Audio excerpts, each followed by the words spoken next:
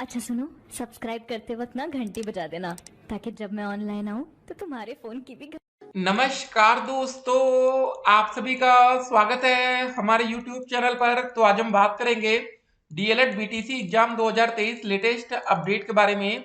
तो आज हमारी तारीख हो चुकी है 25 मई 2023 की बड़ी अपडेट में। सबसे पहले बात करेंगे आज की ब्रेकिंग न्यूज। तो दोस्त इस वीडियो में हम ये भी देखेंगे कि सीटेट का हमारा एडमिट कार्ड कब तक जारी होगा। एक बात और आपको बता दें, सीटेट में आवेदन करने के लिए कल 26 मई 2023 को लास्ट डेट है। अगर आप आवेदन करना चाहते हो तो भैया कर लीजिएगा, नहीं तो लास्ट टाइम पे कभी कभी सर्वर काम नहीं करता है, आवेदन नहीं हो पाएगा। ठीक है। उसके बाद हम लोग देखेंगे प्रथम द्वितीय तृतीय चतुर्थ सेमेस्टर परीक्षा डेट शीट या परीक्षा की तारीख 2023 कब पेपर आपका शुरू होगा। मई का भी दोस्तों महीना खत्म होने को आ चुका है। उम्मीद थी, एक समय लग रहा था जब हम लोग जनवरी फरवरी में थे कि मई तक हमारा एग्जाम हो सकता है, लेकिन ये भी उम्मीदें अब खत्म हो रही है। अब क्लियर है कि पेपर हमारा जून में ही जाएगा, क्योंकि एग्जामिनेशन फॉर्म भरे नहीं गए। 7 से 10 दिन का समय यहाँ पर लग ही जाता है। ठीक है। स्कूटनी का रिजल्ट दोस्तों बच्चे इंतजार करने लगे कि स्कूटनी का रिजल्ट पहले आ जाए तो क्लियर हो जाए कि कुछ ऐसे विषय होते हैं बच्चों के जिसमें लगता है कि हम पास हो सकते हैं, स्कूटनी भरा गया है। अगर पास हो जाएंगे तो फिर बैक पेपर देने का कोई मतलब नहीं रहता है। ठीक है ना, क्योंकि बैक पेपर देने के लिए आपको उसको प्रॉपर तैयारी करनी पड़ेगी, पढ़ना पड़ेगा। डीएलएड एग्जामिनेशन फॉर्म कब से भरा जाएगा, तो आपको बता दें बहुत ही जल्द इसके लिए नोटिस जारी की जा सकती है। और देखिए, DSSB एग्जाम डेट दोस्तों आ चुकी है। गर्मियों की छुट्टी के बाद सस्ती किताबें हो रही हैं। प्रतीक्षा सूची वाले उम्मीदवार नौकरी का दावा नहीं कर सकते। जो बच्चे दोस्तों वेटिंग लिस्ट में होते हैं उनकी बात हो रही है। सुप्रीम कोर्ट से अपडेट है, 18 साल पूरे होते ही मतदाता सूची में खुद ही जुड़ जाएगा नाम। क्या मामला अभी देखेंगे। फेल छात्रों के लिए बड़ी खबर को देखेंगे। और सीटेट में ऑनलाइन करेक्शन कैसे करना है। जी हाँ दोस्तों, ऑनलाइन संशोधन कैसे करना है, क्योंकि फॉर्म भरते समय काफी बच्चों से गलतियां हो जाती, छोटी मोटी गलती होती है। बोर्ड या यूनिवर्सिटी आपने कुछ गलत या कुछ भी आपने नंबर फीडिंग में कुछ भी गलत किया है, तो गाइस हम एक बात आपसे कहेंगे कि करेक्शन में एक बार मौका आपको मिलता है, उसको आप लोग सुधार लीजिएगा। ठीक है। अगर नहीं सुधारेंगे तो फिर बाद में आपको पछताना पड़ता है, क्योंकि एक बार रिजल्ट आ जाता है उसके बाद फिर दिक्कत होती है। एक बात और आपको बता दें, सिर्फ 40 सर्जन का चयन होता है, 361 पद रह गए खाली। आयोग ने चिकित्सा अधिकारी ग्रेड 2 जनरल सर्जन भर्ती का परिणाम किया घोषित। तो आप देखिए कि कितने कम लोगों की, मतलब अब यहाँ पर लग रहा है कि पदों की संख्या बढ़ गई है, क्योंकि इतने लोग नौकरी ही नहीं पा पाए। ठीक है। और यहाँ पर आप देख सकते हैं जल्द खुल सकते हैं फंसी भर्ती के रास्ते। 1 साल से फंसी है असिस्टेंट प्रोफेसर के 1017 पदों पर भर्ती प्रक्रिया। फिर देखिए 18 साल पूरे होते ही मतदाता सूची में खुद ही जुड़ जाएगा नाम। अगली खबर दोस्तों वही थी DSSB, मतलब जो एग्जाम डेट है आप देख सकते हैं। पोस्ट का नाम शिफ्ट भी दिया दोस्तों, शिफ्ट 1 या शिफ्ट 2 में। देखिए पहला पेपर आपका 9 से, शिफ्ट 1 वाला 12 से होगा, 2 से 5 होगा सेकंड वाला। ठीक है। तो देख लीजिएगा सारी डेट शीट यहाँ पर आ चुकी है। और उसके बाद देखिए, गर्मियों की छुट्टी के बाद सस्ती किताबें हो रही हैं 9 जून तक। प्रकाशकों से आवेदन मांगे, 16 जून को प्रकाशकों के साथ अनुबंध होगा। परीक्षा डेट शीट दोस्तों कुछ ऐसी ही रहेगी, तो याद कर लीजिए यहाँ पर कि डेट जल्दी आने वाली है। एक बात और आपको बता दें, पहले आपको ये बात पता होनी चाहिए कि पहले दिन आपका 2 पेपर होगा। प्रथम प्रश्न पत्र, द्वितीय प्रश्न पत्र, मतलब पहले दिन आपका पेपर होगा बाल विकास का, शिक्षण अधिगम के सिद्धांत का। दूसरे दिन आपका दोस्तों पेपर होगा विज्ञान गणित सामाजिक अध्ययन का। और अंतिम दिन होगा हिंदी संस्कृत या उर्दू और कंप्यूटर का। मतलब 3 दिन में दोस्तों आप लोग का पेपर कंप्लीट करा लिया जाएगा। तो तैयार रहिएगा, ये 3 दिन आपके लिए बहुत ज्यादा इंपॉर्टेंट होने वाले हैं।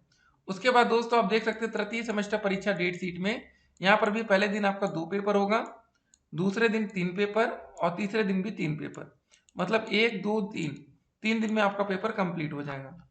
उसके बाद दोस्तों यूपी टेट की ऑफिशियल वेबसाइट आप देख सकते हैं। यहाँ पर तारीख है 25 मई 2023, दिन है गुरुवार। जी हाँ दोस्तों, आज की बड़ी खबर देखिए, हर दिन हम ऑफिशियल वेबसाइट से अपडेट इसीलिए ले लेते हैं कि आपके मन में कोई भी कंफ्यूजन ना रह जाए कि सर क्या हो रहा है, कि कोई अपडेट तो नहीं आ गई, कोई नोटिस तो नहीं आ गई, हमसे कुछ छूट तो नहीं गया। इसीलिए दोस्तों हर एक दिन की अपडेट हम आप तक पहुंचाते रहते हैं। ठीक है, कोई भी खबर आपसे छूटनी नहीं चाहिए। एक बात और आपको बता दें, शिक्षक भर्ती में गड़बड़ी की जांच होगी। देख सकते हैं उच्च शिक्षण संस्थानों में शिक्षकों की नियुक्ति और पीएचडी डिग्री प्रदान करने में उल्लंघन की जांच एवं निगरानी नियमित रूप से होगी। नियमित निगरानी के लिए यूजीसी ने इस साल 24 अप्रैल को आयोजित अपनी 568वीं बैठक में एक स्थायी समिति के गठन का फैसला किया है।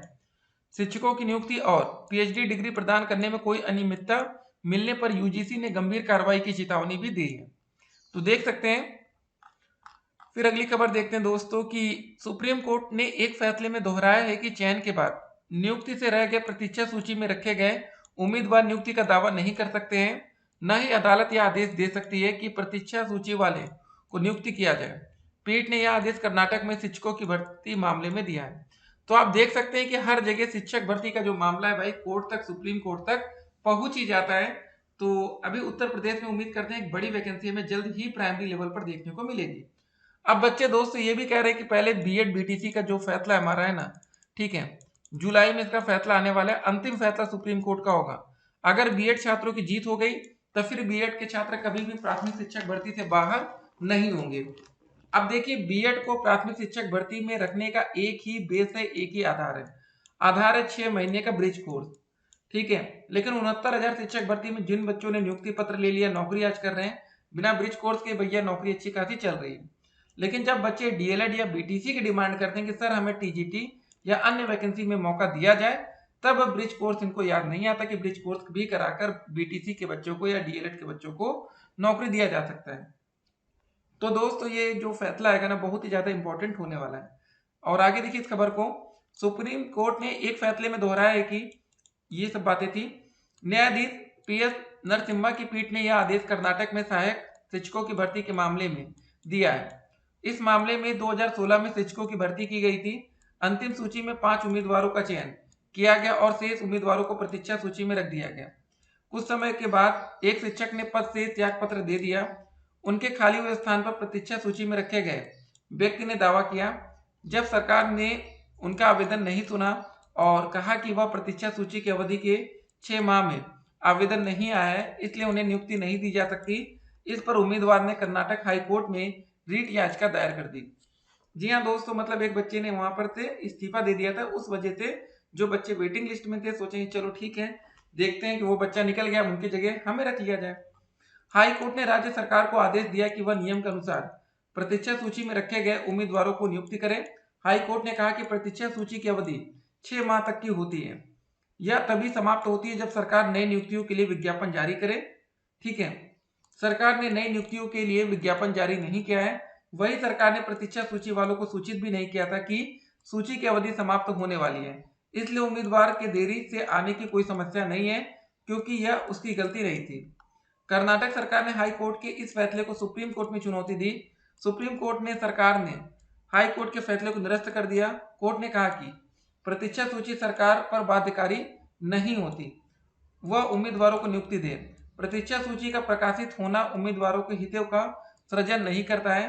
प्रतीक्षा सूची में से पदों को भरने के लिए विशेष नियम हो तभी यह लिस्ट प्रभावी होगी, लेकिन राज्य में इस तरह का कोई नियम नहीं है। इसलिए हाई कोर्ट ने कहा सरकार को भर्ती के लिए निर्देश देना अनुचित है। मतलब दोस्तों हाई कोर्ट के फैसले को सुप्रीम कोर्ट में बदल दिया जाता है, ठीक है। तो देखिए होती सरकार की ही जीत है मैक्सिमम टाइम। बाकी दोस्तों पीएनपी से जो भी बड़ी खबर निकल कर आएगी वो खबर हम आप तक पहुंचाएंगे। और इसी वीडियो के अंत में आप देख पाएंगे कि सीटेट में आपके जिले में कितनी सीटें खाली हैं। तो कमेंट बॉक्स में दोस्तों लिंक दिया जाएगा जहां से आप लोग अब सीटेट का एडमिट कार्ड भी आप डाउनलोड कर पाएंगे, ठीक है। सभी बच्चे बेसब्री से इंतजार करें कि सर एडमिट कार्ड हमारा कब जारी होगा और अपना एडमिट कार्ड हम लोग कब डाउनलोड कर पाएंगे। तो तैयार रहिए दोस्तों, जल्दी आपको एडमिट कार्ड डाउनलोड करने का मौका दिया जाएगा। बाकी देखिए सोशल मीडिया की तमाम अफवाहों से बच के रहिए, नहीं तो होता क्या है ना, आप उनके हेर फेर में आते हैं और अपना नुकसान करा लेते हैं। और एक बात और आपको बता दें, कुछ लोग आपको ये मिलते रहेंगे, भैया 5,000 दो, 10,000 रुपये दो, हम तुम्हारे नंबर बढ़वा देंगे। उससे बेहतर है कि 5-10 हजार रुपये दोस्तों आप किसी कोचिंग क्लासेस में ट्यूशन किसी बच्चे से लीजिए और अच्छी तैयारी करिए, ताकि आने वाले सभी पेपर में आप एक अच्छा स्कोर करें। शॉर्टकट मत अपनाइए, समय है पर्याप्त, अच्छी तैयारी करिए। चलिए दोस्तों वीडियो के अंत में देख लेते हैं कि सीटेट में कितनी सीटें खाली हैं और क्या करेक्शन और क्या सीटें अभी भी बढ़ सकती हैं, क्योंकि कल ही लास्ट डेट है, ठीक है। कोई गलती अब आपको नहीं करनी। तो दोस्तों चलिए आज चेक कर लेते हैं 25 मई 2023 तक कितनी सीटें आपके जिले में खाली है। आप देख सकते हैं यहाँ पर दिन है गुरुवार, तारीख है 25 तारीख। तो सबसे पहले दोस्त हम राज्य में उत्तर प्रदेश सिलेक्ट करते हैं और जिला देखते हैं आगरा। यहाँ पर आप देख सकते हैं टोटल वैकेंट सीट 0, इलाहाबाद में भी 0 आप देख सकते हैं, वाराणसी में भी 0। और उसके बाद अगर हम उत्तर प्रदेश की राजधानी देखें लखनऊ, तो यहाँ पर भी दोस्तों एक भी सीट नहीं बच रही पेपर 1 के लिए। अगर ये हम पेपर 2 कर दे तो हमें मौका मिल जाएगा। लेकिन चलिए दोस्तों देख लेते हैं कि अब आप कहाँ पर पेपर दे सकते हैं। तो ये आप देख सकते हैं नई दिल्ली में दोस्तों 1,35,000 से ज़्यादा सीटें ऑक्युपाइड कर ली गई हैं और 87,000 से ज़्यादा सीटें खाली हैं। तो कल लास्ट डेट रहेगी 26 मई 2023। तो अगर आप आवेदन करना चाहते हैं और आपका मन है कि हम 2023 में सीटेट का पेपर देंगे, तो ये दिल्ली आपके पास दोस्तों देखिए, अगर आपके घर से जो भी सेंटर नजदीक पड़े उसको आपको चेक कर लेना है। तो ये हमने आपको एक बात क्लियर कर दी कि अब उत्तर प्रदेश में सीटें पेपर 1 के लिए तो नहीं बच रही हैं। ठीक है, आप देख लीजिए कोई भी, गाजियाबाद में काफी सीटें थी, ये भी भर गई। एक काम ये कर सकते हैं, अगर आप लोग अभी भी, ठीक है, मतलब चलिए पेपर 2 का पेपर देना चाहते हैं, सिर्फ पेपर 2, तो आपको आपके जिले के पास एक मौका मिल जाएगा। ठीक है ना, ये बात जरा ध्यान रखेंगे। तो ये भी हम आपको करके दिखा देते हैं कि पेपर 2 में कितनी सीटें अभी भी खाली हैं। तो देख लेते हैं दोस्तों। चलिए यहाँ पर एग्जामिनेशन सिटी डिटेल्स चेक करते हैं। स्टेट में हम लोग डालते हैं उत्तर प्रदेश और चूज एग्जामिनेशन सिटी। अब अगर हम वाराणसी डालते हैं तो यहाँ पर आप देख सकते हैं यहाँ पर सीटें खाली दिख रही हैं, लेकिन ये सीटें खाली सिर्फ पेपर 2 के लिए है। पेपर 1 में क्या होता है, बच्चों ने पेपर 1 में सीटें बुक कर ली हैं और पेपर 2 में किया नहीं। जैसे कुछ बच्चे बहुत पेपर करते हैं तो पेपर 1 एंड 2 कंप्लीट होता है। तो अब यहाँ पर देखिए जो ये सीट दिख रही है 479, ये सिर्फ पेपर 2 के लिए है। अब लखनऊ की बात करें तो यहाँ पर काफी बच्चों ने सिर्फ पेपर 1 लिया। देखिए 5,821 सीटें अभी भी लखनऊ में खाली है पेपर 2 के लिए।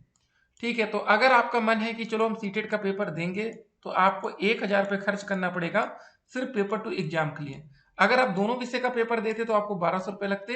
अब एक आपके पास विकल्प हमने आपको बता दिया, तो आप दिल्ली जाकर पेपर दे लीजिए, या तो अगर आपको अपने ही जिले में पेपर देना है तो पेपर 2 का एक विकल्प आप डाल सकते हैं।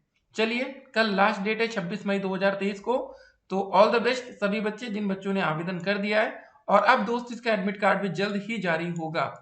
जो इसमें करेक्शन की बात है कि कब तक संशोधन होगा, क्या होगा, वो अपडेट हम आप तक पहुंचाते रहेंगे। जैसे यहाँ पर हम लोग स्टेट सब कुछ चेंज कर पा रहे हैं, वैसे उस समय भी आप कर पाएंगे। ठीक है, अगर एक काम और कर सकते हैं कि अगर करेक्शन में कभी कभी कुछ सीटें बच जाती हैं, ठीक है, जैसे भी कुछ बच्चों का फॉर्म रिजेक्ट किया जाएगा। जैसे अगर आप देख सकते हैं, देखिए हम आपको दिखा देते हैं कि होगा क्या। ठीक है, किस्मत की भी बात है और आपके हाथ कितने तेज हैं उस पर भी डिपेंड करेगा। ठीक है, अभी हम आपको कुछ बातें दिखाने वाले हैं। तो पहले इसको भर लिया जाए। ठीक है, सेव एंड नेक्स्ट। तो अभी दोस्तों एग्जामिनेशन सिटी डिटेल्स में हम आते हैं। जैसे हमने उत्तर प्रदेश सेलेक्ट किया और यहाँ पर दोस्त हमने डाल दिया लखनऊ। ठीक है, लखनऊ। तो यहाँ पर आप देख रहे हैं टोटल वैकेंट सीट 0 है। लेकिन दोस्तों जिस दिन करेक्शन होता है बिल्कुल शुरू में कुछ सीटें बची रहती हैं। एक बात हम आपको क्लियर कर दें, होता क्या है ना कि कुछ बच्चों का फॉर्म रिजेक्ट होता है तो हो सकता है 150 सीटें यहाँ पर खाली हो, लेकिन मौका उन्हीं बच्चों को मिलेगा जो फॉर्म सबमिट कर देंगे, फाइनल सब कुछ कंप्लीट रहेगा। जब करेक्शन आएगा तब, अगर आपने अपना फॉर्म ही कंप्लीट नहीं किया, भरा ही नहीं, तो करेक्शन में कैसे मौका मिलेगा। ठीक है, इस बात का जरा ध्यान रखेंगे। चलिए, ऑल द बेस्ट।